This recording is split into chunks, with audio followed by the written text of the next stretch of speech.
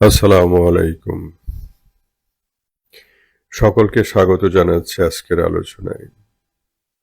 আমাদের আজকের আলোচনার বিষয় স্টিভ জবসের নেতৃত্বের ৫টি লক্ষণ, যা ভালো নেতৃত্বকে খারাপ নেতৃত্ব হতে আলাদাভাবে প্রকাশ করে। স্টিভ জবস, প্রযুক্তি আইকন। তিনি প্রথাগত ভাবনার পরিবর্তে ভিন্ন আঙ্গিকে ভিন্ন স্টাইলের নেতৃত্বের প্রকাশ ঘটাতেন। তার নেতৃত্বের ৫টি লক্ষণ, যা খারাপ নেতৃত্ব থেকে ভালো নেতৃত্বকে আলাদাভাবে প্রকাশ করত। আসুন জেনে নেই কি ছিল সেই ৫টি লক্ষণ। ১. তিনি সেই সব লোকদের খুঁজে বের করতেন যারা ধারণা বা আইডিয়াকে চ্যালেঞ্জ করতে পারতেন। জবস সেই সব লোকদের মূল্যায়ন করতেন যেসব লোকজন স্থিতাবস্থা, স্ট্যাটাস কো এবং তার ধারণা আইডিয়াকে চ্যালেঞ্জ করার জন্য আস্থাশীল ছিলেন। তিনি নিজেকে শক্তিমান নেতাদের দ্বারা পরিবেষ্টিত রাখতেন, যারা কথা বলতে ভয় পেতেন না অথবা যখন প্রয়োজন হতো তারা কাজ থেকে পিছিয়ে আসতেন না। তিনি একবার বলেছিলেন, মেধাবী লোকজনকে নিযুক্ত করা এবং তাদেরকে গদবাঁধা কাজ করতে দেওয়ার কি অর্থ হয়? আমরা মেধাবী লোকদেরকে নিযুক্ত করি যাতে তারা আমাদেরকে জানাতে পারে কি আমাদের করা উচিত। ২. তিনি তার আবেগ ও ভীষণকে আঁকড়ে ধরে থাকতেন। জবস বিশ্বাস করতেন যে একজন সফল নেতা ও উদ্যোক্তা হওয়ার জন্য আপনাকে প্রচণ্ড আবেগী ও উদ্দেশ্যতাড়িত বা পারপাস ড্রিভেন থাকতে হবে।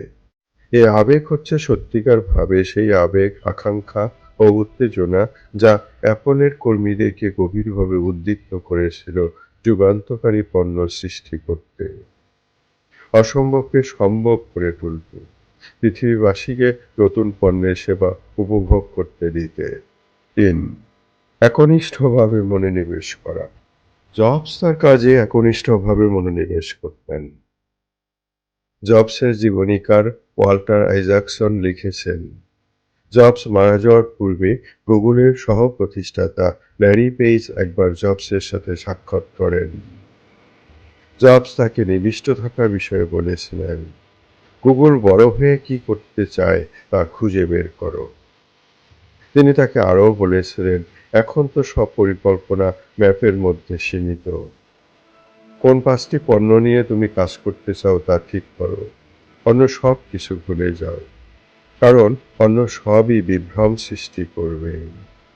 তোমাকে মাইক্রোসফটের দিকে টানবে, তারা তোমাকে সেই সব পণ্যের দিকে টানবে যেগুলো যথেষ্ট কিন্তু মহান পণ্য নয়।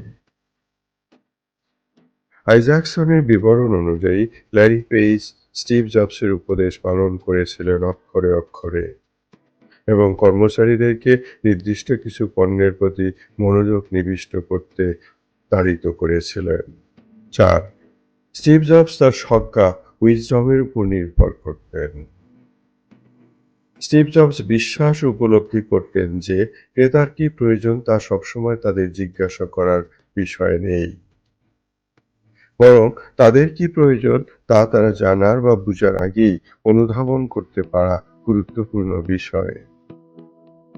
জবস তার আত্মজীবনীতে লিখেছেন, যা এখনো দৃশ্যমান হয়ে কাগজে প্রকাশিত হয়নি তা পড়তে পারাটাই আমাদের কাজ। তিনি সার্ভে বা বাজার গবেষণার পরিবর্তে তার কল্পনা শক্তি ও ধারণার উপর নির্ভর করতেন।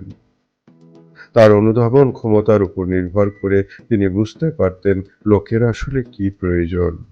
জবস অনুধাবন ক্ষমতা বিষয়ে শিখেছিলেন যখন তিনি কলেজ ড্রপ আউট হয়ে ভারতে বৌদ্ধ ধর্ম বিষয়ে অনুসন্ধানে এসেছিলেন।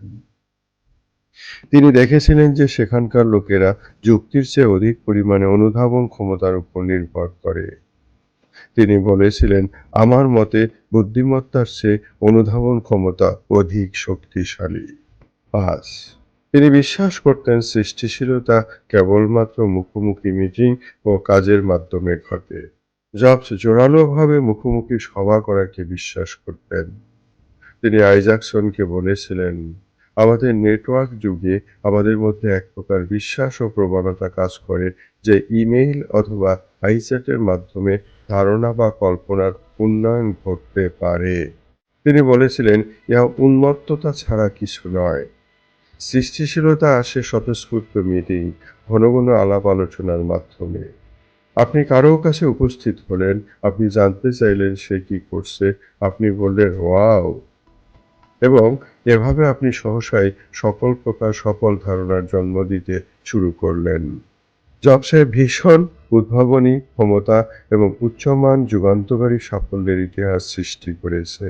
তার স্টাইল, তার গভীর আসক্তি এবং কঠিন লেগে থাকার ক্ষমতা টিমকে অধিক অর্জনের দিকে ঠেলে দিত, যা অ্যাপলকে পৃথিবী পরিবর্তনের একটি কোম্পানিতে পরিণত করেছিল।